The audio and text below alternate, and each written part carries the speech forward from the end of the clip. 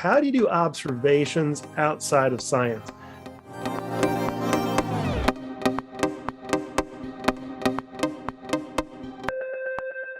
All right, hello everybody. Welcome back to the Inquiry Zone. This is John Taylor, Senior Director of STEM Education here at ETHOS Innovation Center. And I am Douglas Hunnings, the Director of STEM Education here at ETHOS Innovation Center. And today we have another awesome question given from our teachers, John. Yeah, actually I get to share this one. So the question is about how do you do observations outside of science? I mean, this is one of the first skills.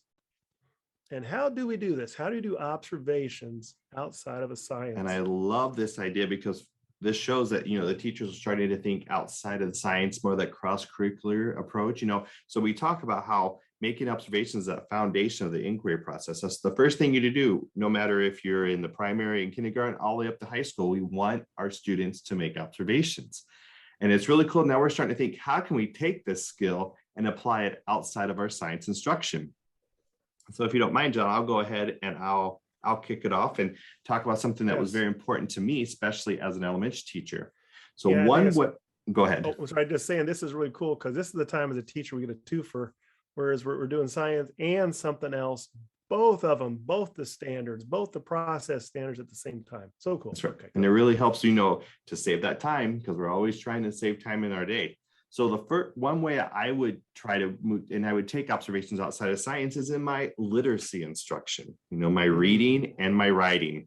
Now, of course, we may not call them observations when we're reading a text or reading a book, but rather, looking at the text and trying to understand what's going on, just really telling me what the character's doing. One way I would do this is by using picture books. Even as a sixth grade teacher, I use picture books all the time. And so I would open up the book, we would start reading the story. And if the character was going to make a decision, or even if the character was just doing something, I would ask my students, what do you notice about this character? Look at their facial expressions, look at their environment, what's going on? And that actually leads into prediction. But we started with just making observations, telling me what do they see? And sometimes if the picture books used, the onomatopoeia, the word sounds, we could use that as an observation too. And so when I tell my students, when we're, looking for details, either in a picture or even within the text, if we're reading a chapter book, we are making observations. We're thinking like a scientist. So as you're trying to encourage students to observe all day, that's a great way that I did it within the literacy piece, because then we would take that information or the text evidence that would help us then to start asking those questions. And like I said, making those predictions, inferring more, using inference. And all that starts with just observing in a story. That's so neat how we talk about observation and questioning, they go hand in hand. And these are different skills. Observing is a different skill than questioning. So you're talking two different modes. So it's kind of good for us as teachers to think about that. Both of these, make sure we're taking time for observation. It will lead to questioning naturally as the kids start to think about it. But that's that first part of the inquiry process. I always like to have kids observe outside the text. So what I mean is we're reading something and it's about a cute little bumblebee.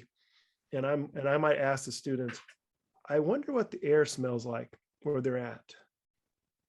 What do you think the sun is doing where we're at? Asking for observations that aren't in the text, but observations about the environment. I remember I had a colleague, he had his daughter traveled over to Italy and had gone through different cathedrals. And he said to his daughter, when you're there, make sure you breathe in and think about what the air smells like, because that's what it smells like inside a cathedral. And now you know what it smells like. And for our kids, it's the same way. As they read through these texts, it's kind of neat that they can read outside the text.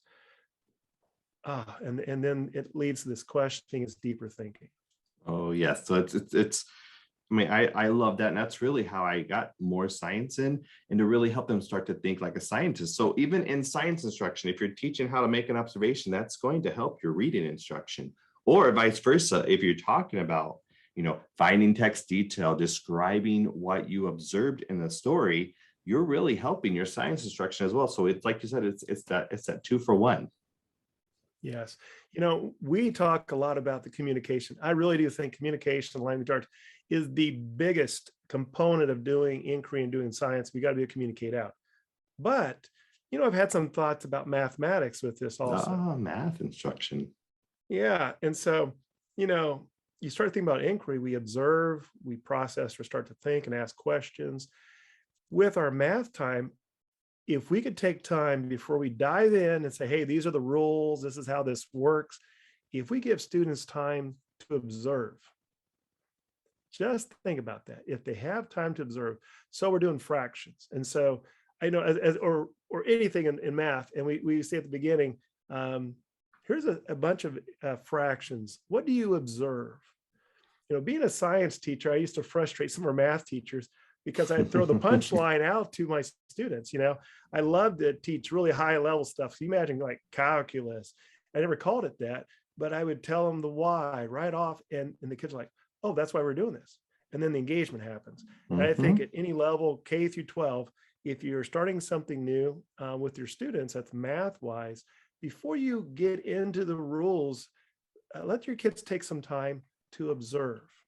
And then as they observe these, what do they notice? Can we write these down? Can we put these down? What do you observe about these? What do they have in common? What's different? What surprises you? What maybe you can predict? And then we start to think, because the questioning comes naturally, and they give us insight into our students as far as where are they already? What do they already understand? Let's use those things they understand. And that is where, again, that deeper observation comes in, because if they understand certain things in the math, well, there has to be a reason for that. They're pulling from prior knowledge. They're pulling from experience. That gives us a much deeper observation as a teacher, like, wow, this is going to be a lot easier than I thought it was going to be. And it's really going to help us guide our instruction. Like you mentioned, if from this discussion, students are proficient in certain skills, then we can really go and focus and cater to what our students are really needing. So I think that using the idea of observation in math is a win-win too. It is. Yeah. When we skip that step, which is so easy to do, and you skip even the time for them to ask them questions about before you head into it, if you just head into it, I think you've really made your life more difficult. It not meaning to, but I think it has happened. And so just, a good lesson for us. I think with observations, I think it applies to any subject we teach. And again, like you said, it's a twofer in that if we're doing observations when we're doing our social studies and we're doing math, doing language arts, then we're also helping our students to develop high level thinking and inquiry skills that'll benefit them on process standards. And, since these are skills that students learn, the more they practice them, the more they'll become proficient. So, we're practicing in science, but now we're showing how we can practice it in reading. We can practice it in math. The more they do it, the more they become proficient. The learning will continue to speed. And you as a teacher will feel that you can be able to, teach more without feeling like you're having to add to your day, become more efficient.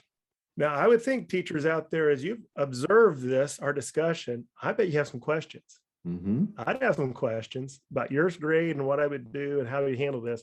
So at the bottom, little contact information, send us your questions, reach out to us. We'll see a lot of you in professional development. If we've already seen you or we haven't yet, please send those to us. We would love to discuss those again on our next episodes of the Inquiry Zone. And thank you again for taking time to send us questions. We appreciate it. And we're always here for you. So send those questions, even if it's not about observation, if it's about anything with science and inquiry in general, send them our way. And don't forget to check out our videos from last season and the ones that we've already sent out this year. Yes. Awesome. Thank you very much. Thank you for joining us. Have a great day, everyone.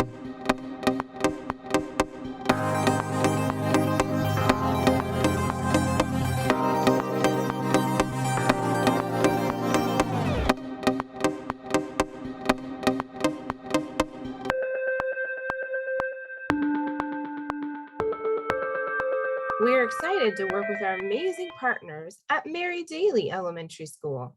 Your student dedication is awesome. And thank you to the dedicated and outstanding teachers at Mary Feaser Elementary School for their work in the Inquiry Zone to better serve their students. Thank you. ETHOS offers the Inquiry Zone professional development to schools. Helping to ensure a robust, fun, and cross-curricular approach to science is supported in all grades. Please contact us at contact@ethosinc.org.